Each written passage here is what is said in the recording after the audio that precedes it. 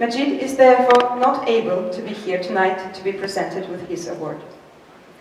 However, this will only make his voice louder, his dreams stronger, and our collective fight for human rights, democracy and peace even more important. The Student Peace Prize Committee has, through nominations and strict procedures, elected Mejid Tavakoli as this year's recipient. Erik Schreiner, leader of the committee, is here tonight to elaborate the terms and conditions of the Student Peace Prize. And to explain Mejid's legacy, the leader of Iranian human rights movement, Mahmoud Amiri Moghadam, has traveled to Trondheim and is here to speak to us tonight. So, please give him a welcome applause.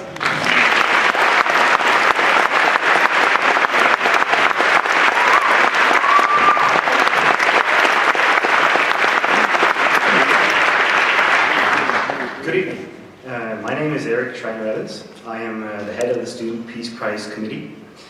The committee has consisted of experts from Norwegian media, academia, politics, and civil society, and representatives from the National Union of Students in Norway.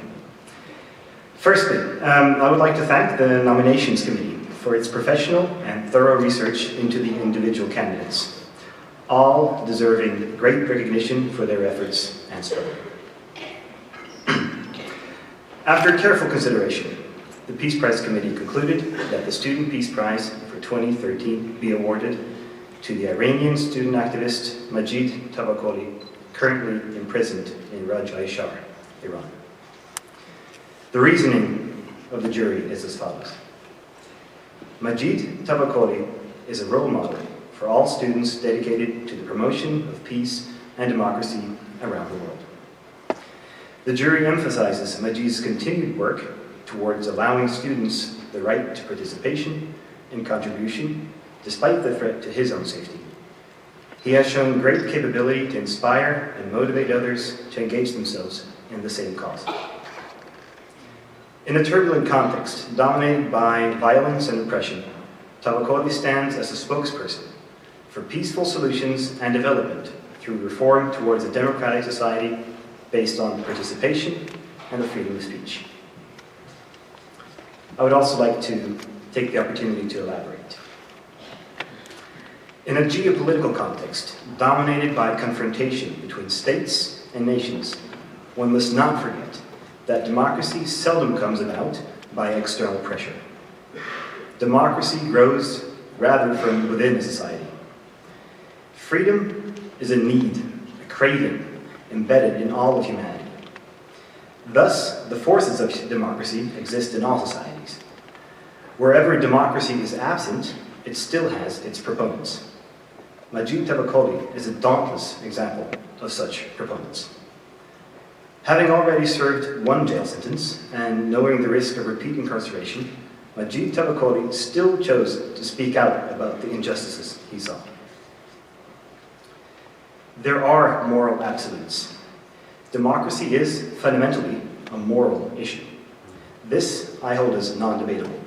However, the exact content of the term and how to best bring it about are much more complicated questions. Surely the answers to these questions depend on the local, geographical, cultural, and historical contexts. Democracy never comes about as a result from outside pressure, certainly not by the use of force. Democracy can only grow from the inside of society or a nation. Although their motives may be noble, some actors on the global stage currently seem to prescribe to a methodology of armed threats. This is not the way to go. If love for good values is the alleged motivation for violent aggression, then the logical consequence naturally becomes an undermining of those very values, thus only deepening the conflict and divide. By undermining our values, we also undermine our greatest allies. Rather than subscribing to concepts like preemptive strikes and intimidating rhetoric, we need to acknowledge internal forces, like Tavakoli, and do what we can to aid them. These are our allies. The first thing we need to do is to aid these. Our brothers and sisters, our fellow students, is to recognize them, to see them, and to spread their message of a society based on values like respect, understanding, participation, equal liberties, and freedom of expression. This prize is our attempt at doing so.